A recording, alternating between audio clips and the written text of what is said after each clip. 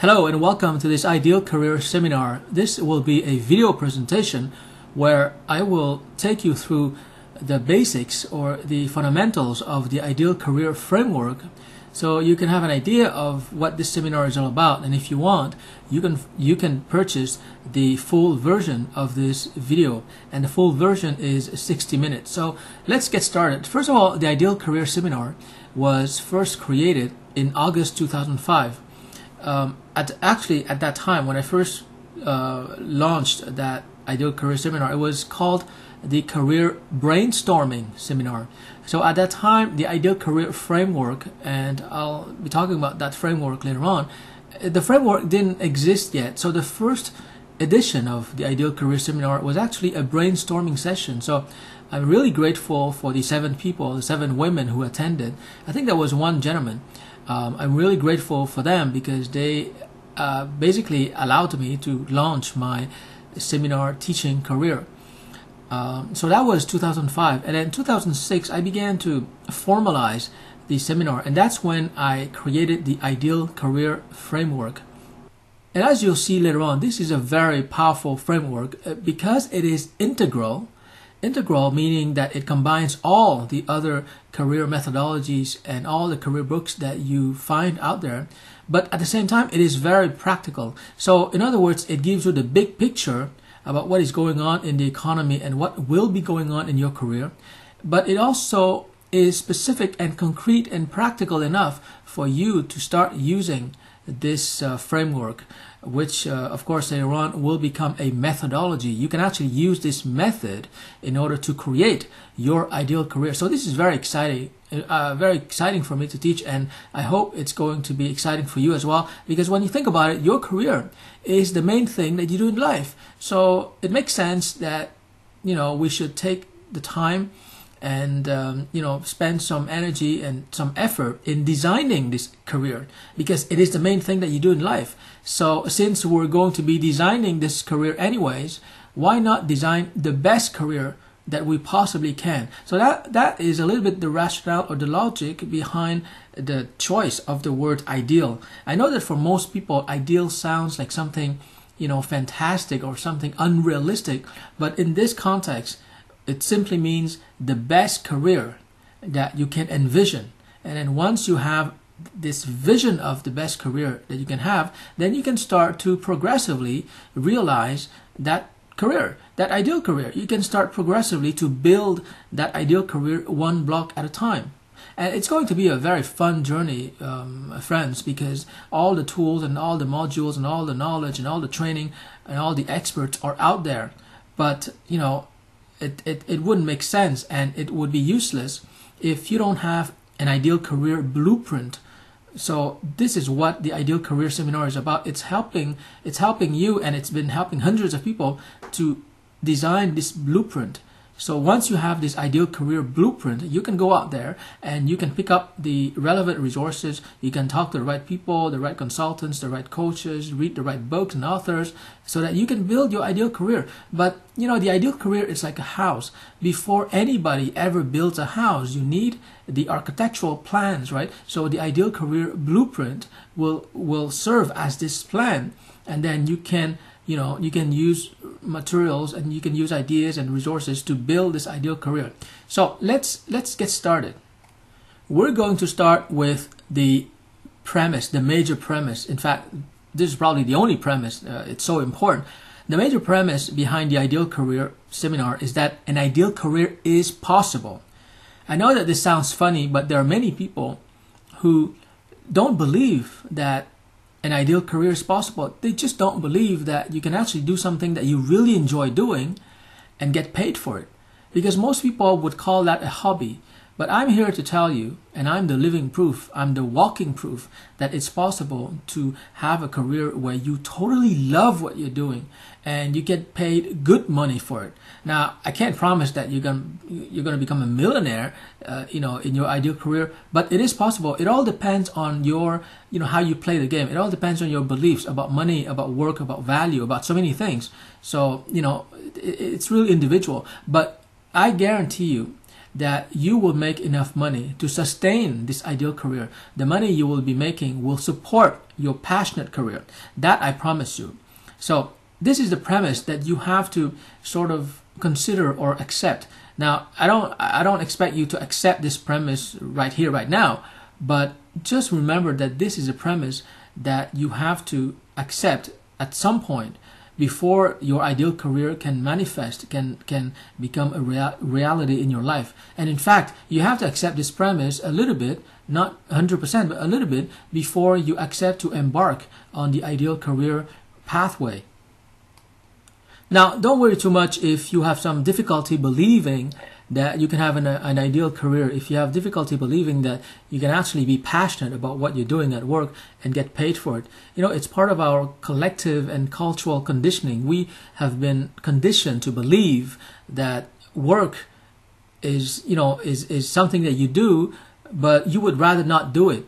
And that's why they give you a paycheck. They give you a paycheck to motivate you to do work that normally, if you had the choice, you would prefer not to do. So it's about motivation. It's about external motivation. Whereas the ideal career is more about internal inspiration. So there's a whole world of difference between motivation and inspiration. Motivation is usually driven by fear. You know, you're afraid of losing something. You're afraid of not being able to pay the mortgage, and therefore you have no choice but to work. So that's fear-driven motivation. Or if you don't have a mortgage, you're afraid that you might not be able to feed your family, or you might not be able to feed yourself. So this fear of destitution, this fear of not having enough money to sustain yourself, not enough money to survive, that is the main fear that is driving people to go to work. Now, there's nothing necessarily wrong with that, because sometimes, you know, without some kind of motivation, people will just, sit around and philosophize or do something that might not be productive. So I'm not saying that external motivation, like a paycheck or the ability to pay for your mortgage or to provide for your family, that motivation is wrong or detrimental to you. I'm just saying that whatever it is that motivated people before, we are now in 2013, and therefore it is time to upgrade our definition of a career so that we can have a better life. So it's like, it's like a bicycle. Everybody learned how to ride a bike, right, when we were kids. But when you grow up and you become an adult, you want to go further. You want to have more freedom. You want to have more power in your mode of transportation. So you use a car. But it doesn't mean that the bike that you had when you were a kid is bad. You know, you can give that bike to somebody else, somebody who's poor and cannot afford to have a bike. So it's the same way. Whatever career definition you had before, whatever motivations drove you to engage in your career before, that's fine. You know, there's no need to condemn the career that you've had in the past. But this seminar is there, and I exist to show you another way. And if you agree with my line of reasoning, if you agree with my arguments and my case studies, then you have the opportunity to embark on a new career, which is not driven by motivation, but which is fueled by inspiration, which comes from within. So without further ado, here's the, I guess you can call it the official definition of the ideal career. It's very important to state this definition because you're going to see that there are many things that are very, very, very different from the traditional way in which we have defined the career. So an ideal career is one that is based on your passion, that leverages your talent. And the word leverage, you're going to see later on that I chose it for a specific reason, and it's really the right word in this case.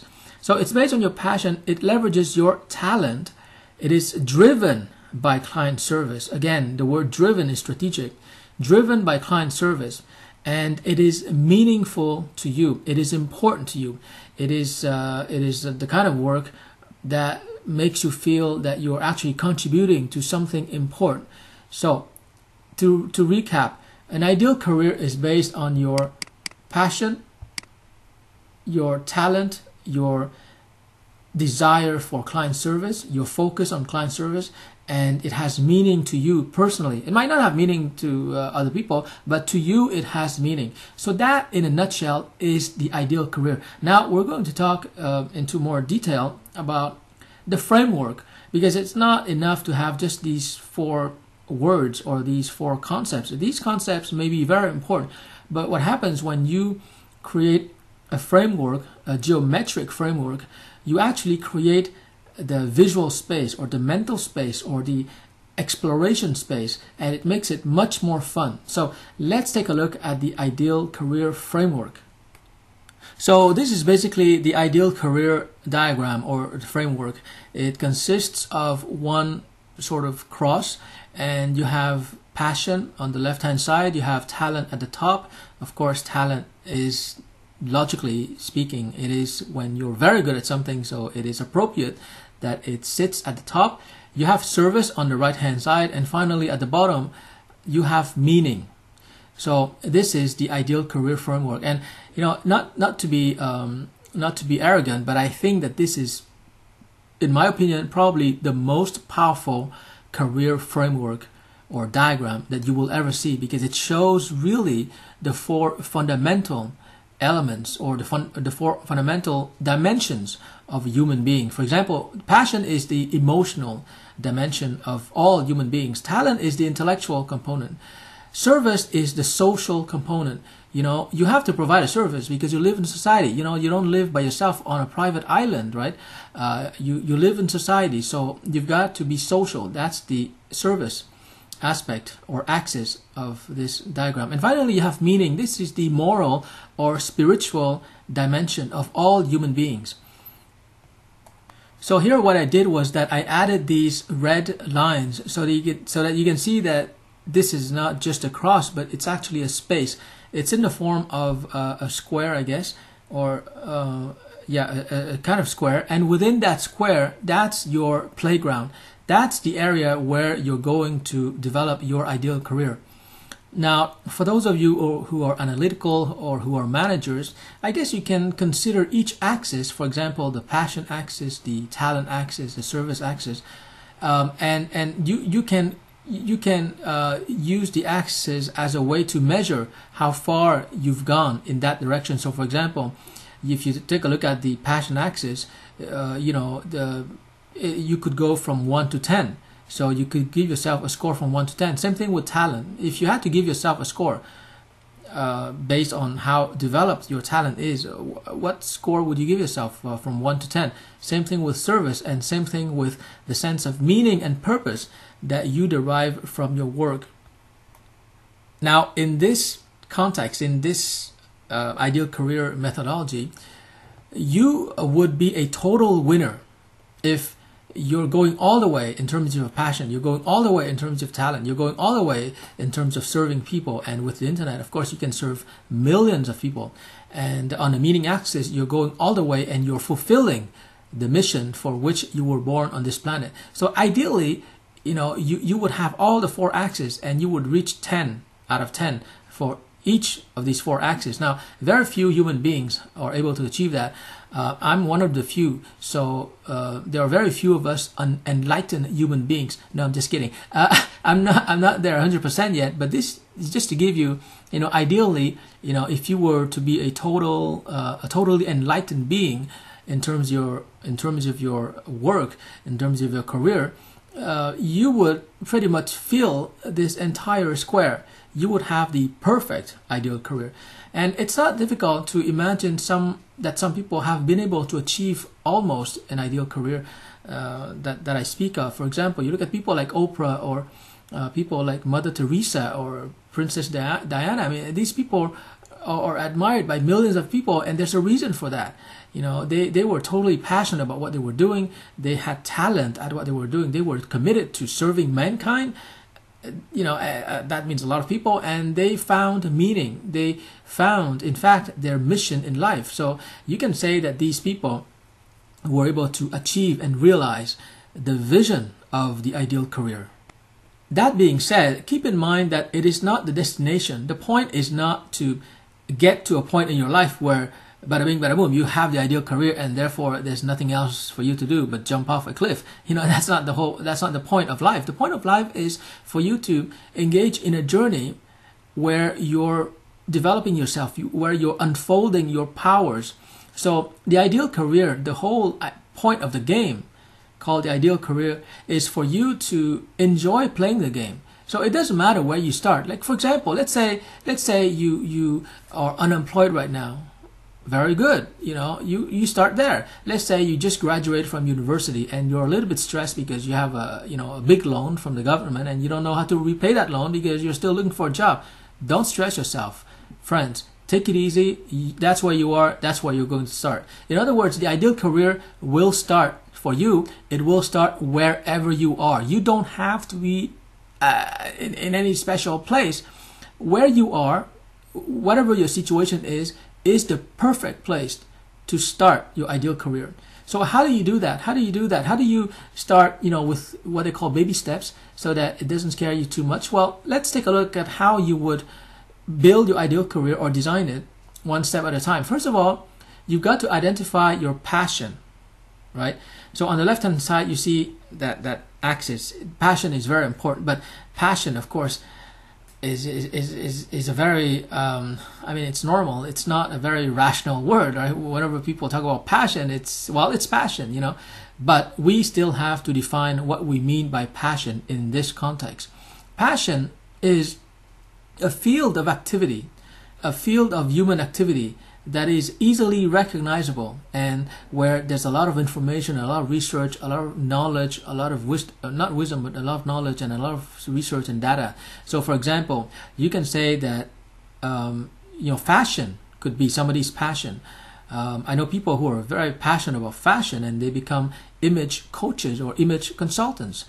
Another field of fascination or another example for passion is cars. Some people really love cars. Many men or boys, they are in love with cars. They want to know everything about cars. So that's another field. So you can say that your passion is cars, or it can be computers. I have a friend from high school. He was totally into computers, and today he's very successful. He's at the head of a multinational that is exporting entertainment systems.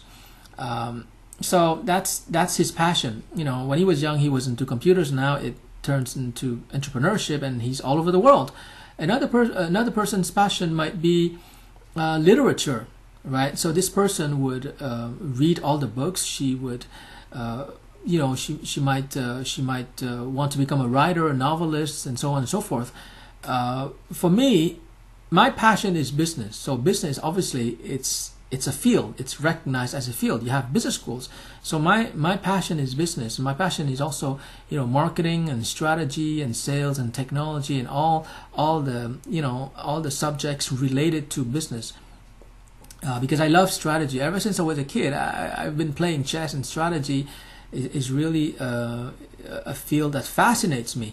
How do you strategize in order to win? Another person's passion could be cooking.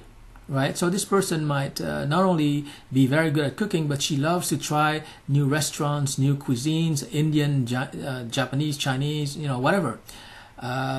Unfortunately, cooking is not my passion, and it is also not my talent. So I just wanted to let it out. I just want to tell people I'm not good at cooking. If you force me to cook for you, there's a high likelihood that you're going to get food poisoning. So that's my warning.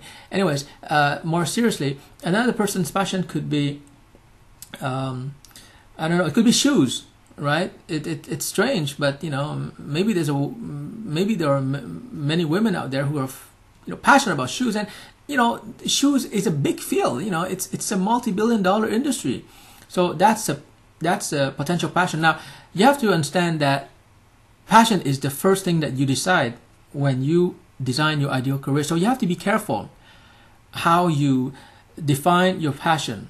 Right? You can't say that my passion is my family, because your particular family is not a field of study, right?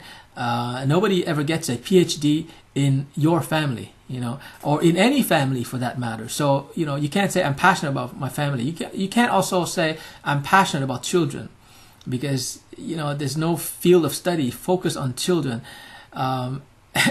So you have to be careful. You can't say I'm passionate about beer. Well, okay, there is a sorry. That's a good example. You can say I'm passionate about beer, but I don't know if you can make a career out of it. But it's possible. You know, some people love beer, some people love wine, and yeah, of course, you can make an ideal career out of it.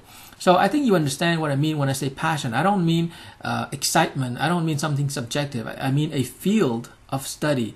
You know, and ultimately, if you want to validate, if you want to know for sure whether you're really passionate about what you claim to be passionate about, ask yourself, how many magazines have you read regarding that topic? If you're passionate about fashion, I expect you to have read a lot of fashion magazines in the last few weeks, right? You're even a subscriber to many fashion magazines like Vogue or whatever. If you're passionate about computers, same thing. You've read a lot of magazines about computers. You go on YouTube and you watch all the videos pertaining to computers or pertaining to, you know, programming languages, because computer science is a big field. So I'm passionate about business. So I read all the business books. I've read so far 800 business books. So far I've studied all of them.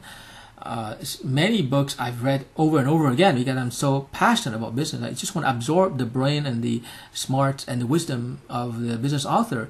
I read all the business magazines, you know, Wired, Fast Company, Bloomberg. I read all of them. I speed read through all of them every week, and that, to me, that's a validation that, you know, my passion is really business. So you have to validate your passion. It's not just a matter of saying, you know, hey everybody, my passion is bada bing bada boom. No, you got to prove it to yourself, because like I said, this is the first variable that you are going to decide on in order to build your ideal career. So assuming that you've done your homework, you've found your passion and you have validated it, the next variable is your talent. So this is a little bit more challenging than finding your passion for most people anyways. And the main reason why it's challenging is that for some reason, for some twisted, perverted reason, most people just don't believe that they have talent. And the reason why is that we have defined talent in a particular way. You know, we look at, I don't know, Brad Pitt, or we look at Fred Astaire, or we look at Barbara Streisand or Celine Dion, and almost everyone on this planet will say, well, these people have talent. And then almost everyone will look at themselves in the mirror and say, but I don't have talent. And you know what? When you say that, when you accept that definition of talent, you are totally at risk. You know, you could be shooting yourself in the foot. You could be tragically engaging in a line of thought that would almost guarantee that you will never be happy at work. So what I propose is that people redefine talent. Talent is not the exclusive property of the people that you see in Hollywood. Now, of course, these people have talent. Meryl Streep has talent. You know, Julia Roberts, she won 3 Academy Awards. Obviously, she has talent, you know, talent recognized by her peers.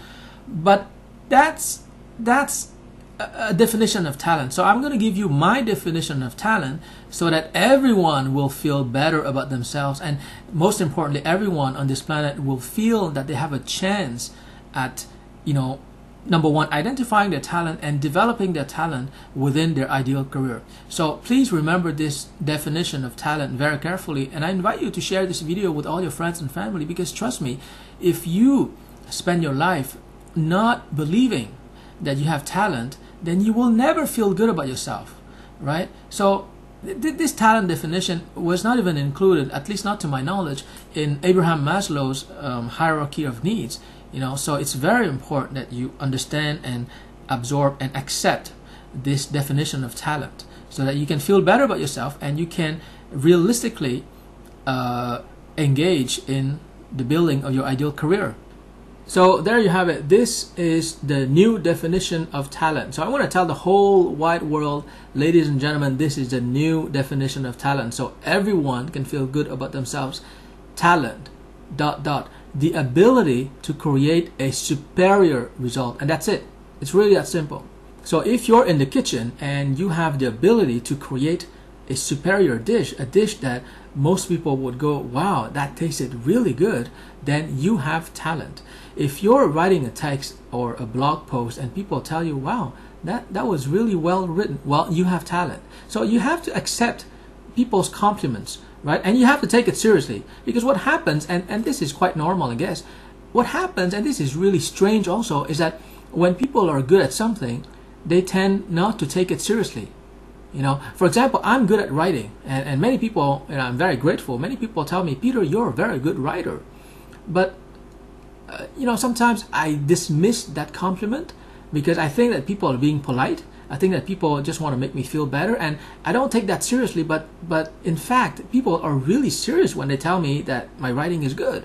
And the reason why I dismiss it, and the reason why so many people, talented people, dismiss compliments made by other people in earnest, is that they have been doing their talent, they've been doing it for so long that for them it's natural, so they expect other people to also have that talent, but that's not the case. That's really not the case. So it's very important to pay attention to other people's compliments and to follow their lead. If they say that you have talent in certain activity, you should take it seriously and you should strive to develop that talent. Because talent might be, you know, a natural ability to create a superior result, but you've got to, you know, use your work ethic, you've got to practice, you've got to use your intelligence so as to develop that talent. So, for example, Celine Dion at age 16 was already talented. She was recognized by many people, but she had to work really hard to develop that singing talent. Same thing with, you know, Barbara Streisand or Fred Astaire. The fact that you're born with a particular talent doesn't exempt you from working hard. You know, Beethoven or Mozart or any other famous talented artist throughout the history of mankind, they were probably born, you know, with a certain talent, but they had the genius, they had the intelligence to work hard to develop that talent. So, you know, your talent, whatever it is, I encourage you. And in fact, I have a whole seminar on how you can develop your talent, how you can become an expert performer. I'm going to give you that video so that you develop your talent. But in this Ideal Career Seminar, the message is that identify your talent and then spend as much of your free time as possible developing your talent. You know, don't watch TV, don't go on Facebook and waste your time chatting here and there. I mean, I'm not saying Facebook is bad. Facebook is a great place to socialize, but it tends to be addictive, you know, because of the nature and the way they structure Facebook. You know, you just read somebody's comment here and there, and you feel forced to reply, and then you send messages to other people on Facebook, your friends, and you poke a person, they poke back, and it's kind of addictive, and it's very easy to lose track of how much time you spend on Facebook. So you have to be really, really, really careful not to waste your time, because when you waste your time, you waste your talent. And what happens, the tragic thing that happens when you waste your talent is that, you know, so many people will not be able to benefit from your talent. And the main thing to really understand is that your talent, there's only one person who can use your talent, and that's you. Right? So if you're not using your talent, whether it's drawing or writing or singing or dancing or cooking or whatever, if you're not using your talent, it's totally wasted, because nobody can use it. Now, compare that with, let's say, a washing machine. If I'm not using my washing machine, well, the neighbor can use it, you know, or somebody else can use it. But if I'm not using my talent, then it's totally wasted, because nobody can get into my head or into my body and use my talent, right? So talent is an amazing asset, but the flip side is that you are the only person in the world, you know, out of 6.8 billion people, you're the only person in the world who can use your talent. So please use your talent and develop your talent. So that's the second axis, the talent axis, very important. Now, the talent axis is different from the passion axis, because passion, you know, you just identify your passion, and then, you know, you subscribe to all the magazines, all the videos, and you buy all the DVDs, and you attend all the seminars, and it's kind of fun. You know, you're just learning, you're just being in your field of passion. But talent requires more work, like I said before. To have a natural talent is not enough. You've got to have the intelligence and the discipline and the work ethic to develop your talent. Now, the third dimension is probably easier than the talent axis, in the sense that, you know, when you serve people, you can't assume that they are being satisfied. So you always have to ask for their feedback. So whether you're giving a seminar, a workshop, whether you're coaching people, whether you're blogging, you always have to get people's feedback. So that's why they say that, you know, the breakfast of champions is feedback. So the Olympic athletes, the world champions in whatever sport or game or discipline, they always get feedback from other people or sometimes from computers, so that they can improve themselves all the time. So I'm saying that service is not that hard, because you just have to present yourself to people and you tell them, look, I have passion for for shoes or for business, and I have this writing talent. How can I serve you with my passion for business and my talent for writing? How can I serve you? And then they will give you a few ideas, and you evaluate the ideas they give you, and then you develop a service offering, or you develop a solution, and then you serve them, and you try to find other people like them that you can serve, and these people are happy about your talent and your service, and they pay you, and that's how you launch an ideal career. I know I make it sound very easy, but it is that easy. You don't have to write a big career plan and a big marketing plan on how you're going to commercialize your passion, your talent. No, you just go one person at a time. You talk to the people that you know on Facebook. You tell them, hey, guess what? I attended Peter's Ideal Career Seminar, and I discovered that I have passion for this and I have talent for that. And I was wondering, do you think, can I be useful to you in some way? So you have to be honest with people. You have to be sincere. You have to approach people like human beings, right? You got to be transparent. Don't try to create a website that will seek to impress them, or don't try to create a brand or some kind of glitzy marketing plan or glitzy business card to impress them. No, be very simple. Now, there's nothing wrong with a colorful, glossy business card, or there's nothing wrong with having a great website, but that's just cosmetics. Your clients are not paying for your website. They're not paying for your business card. They just want your name and phone number, and they just want you to talk to them. So the easiest way, the simplest way to start your ideal career is to just share with people. Tell them, I attended Peter's Ideal Career Seminar, and from my passion and my talent, I think I can give you this service. Would you like to try? It's very simple. There's no pressure. You're not trying to pitch anything. Would you like to try? And they will say yes or no. If they say no, well, you go to the next person, and you just keep on doing that. So my approach is what I call a progressive approach. It's not fanatical. A fanatical approach is someone who wants to have an ideal career next week. I mean, that's fanatical. It's not realistic. So it doesn't work. But it's also not the pessimistic approach of people. In fact, people who are pessimistic will not even engage in the ideal career, because they will say, well, Peter, this sounds very great and cool and gravy, but how the hell am I going to launch an ideal career? I don't know what my passion is. I don't know what my talent is. It sounds like too much work. I'm going back to my corporate job. That is, you're being a defeatist. That is what pessimistic people do. So I encourage you to give yourself a chance, because like I said at the beginning of this seminar, the main thing you do in life is your career. So think about it. Don't just jump into doing something just because people have been doing it for the last few decades. And like I said, no matter what your past career has been, today we are in 2013. You get to have a second chance. So the ideal career is really your second chance. It doesn't matter what you did before. I don't care whether you were an engineer or a technician or whatever you did. If you're not happy, it is time to build your ideal career one step at a time. I'm not saying that you should quit your full-time job. I'm sure you have financial obligations, but the most important obligation that you have in life, and this is really important, the most important obligation that you have in life is the obligation to yourself to choose a career that makes you happy. Let me repeat that.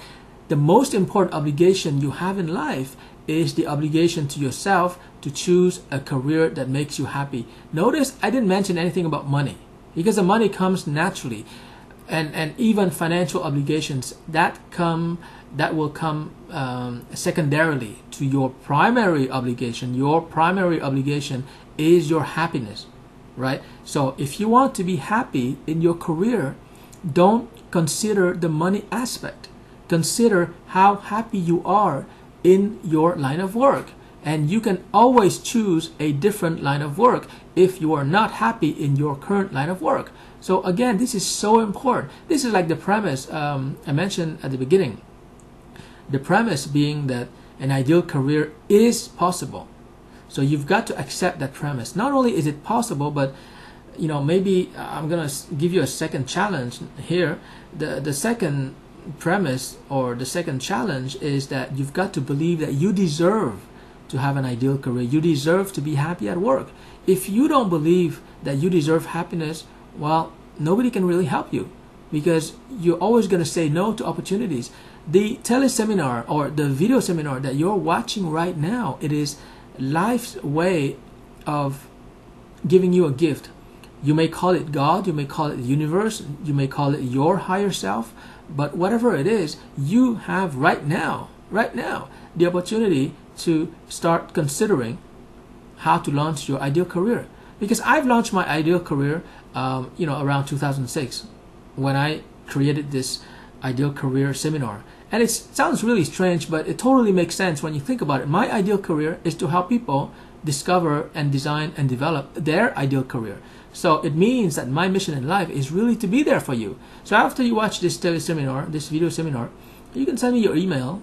You can send me anything, by email or through Facebook. You can connect to me on Facebook or LinkedIn, and I'm gonna be there to help you 100%. That's not the question. That's not the issue. The issue is, are you willing to help yourself? So you have to really watch this video over and over again until you really understand how to build your ideal career. And it's really simple. You start with identifying your passion, you identify your talent, and you commit to practicing your talent every week or even every day.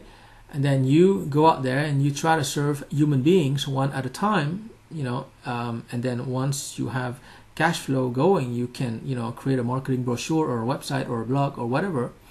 And finally, you find a sense of meaning and purpose in your work. But the sense of meaning and purpose, I wouldn't worry too much about that. That's like gravy. What is most important is your passion, your talent, and how you serve other people. So friends, it's been about 40 minutes and I can't go into the full 3-hour seminar here, but I'm very happy that in about 30 minutes I was able to give you the essence of what the Ideal Career Seminar is all about. Because now that you can't go back to your old way of thinking. You can't go back to thinking that a career is something that I do because they pay me to do it.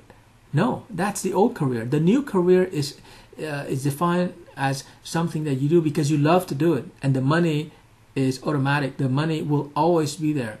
So I want to end this video seminar by giving you a very powerful statement, and I want you to consider this statement and never to forget it, because the reason why many people who have found their passion but are not able to make money or make a living from it is that they don't understand this statement. They don't understand how powerful this truth is. So the truth is this: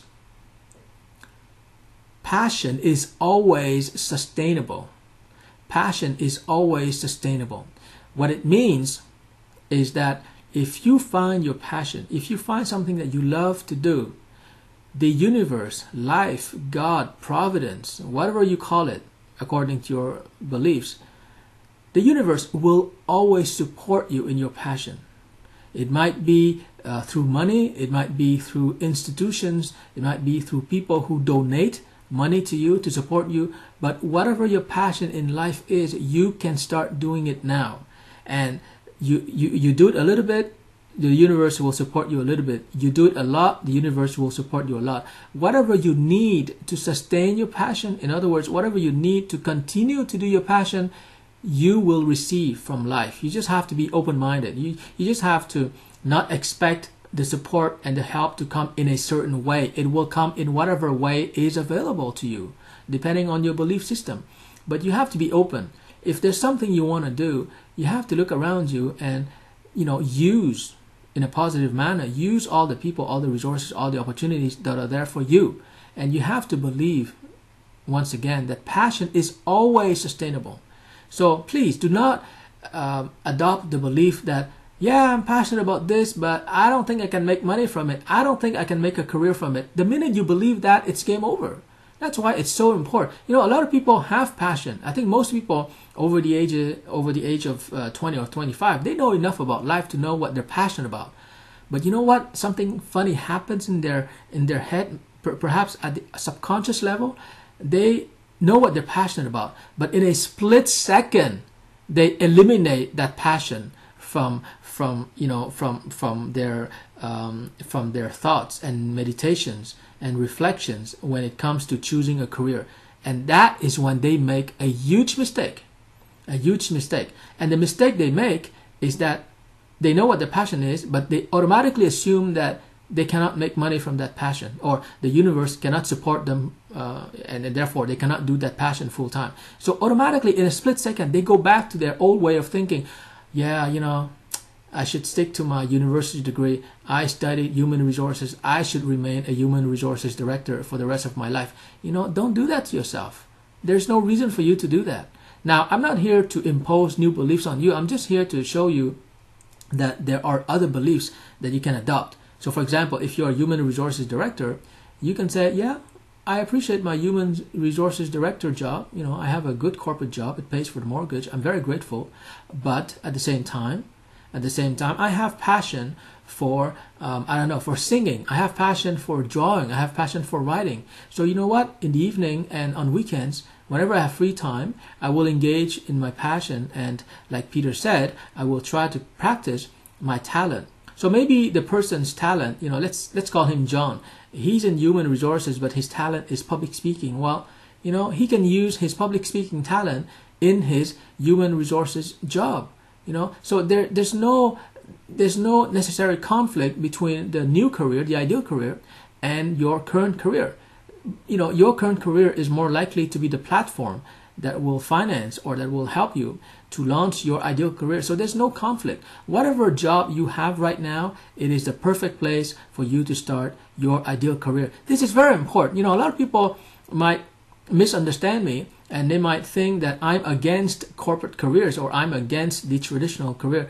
Not at all. Whatever career you have, that's the perfect place for you to start your ideal career. You just have to change a few variables, change a few stuff, and there you have it. Your ideal career is planted like a seed under the ground, and it will grow. It will go into a magnificent fruit tree or even a money tree.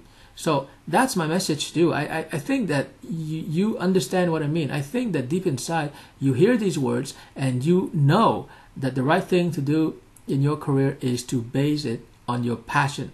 You know that.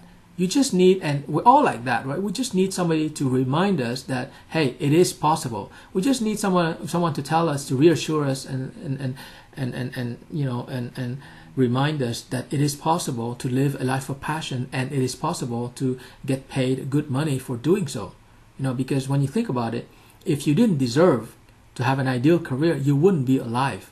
Think about it. Before you were born, what did you do to deserve existence? What did you do to deserve being alive? Nothing. So whoever it is that gave you life, you can call it God, you can call it the universe, the cosmos, or whatever. Whoever it is that gave you life, that entity gave you life out of unconditional love. You didn't have to do anything. So it's the same thing with your ideal career. If you were worthy of being alive in this magnificent universe, obviously you are worthy of having an ideal career, right? An ideal career is just something that you do. It's not even life itself. Life itself is so huge, an ideal career is just a part of life. So if you were worthy, if you were loved unconditionally, so that somebody up there gave you life, imagine how much more worthy you are when it comes to your having an ideal career. So, that, I know it might sound a little bit spiritual, but essentially that's the reality.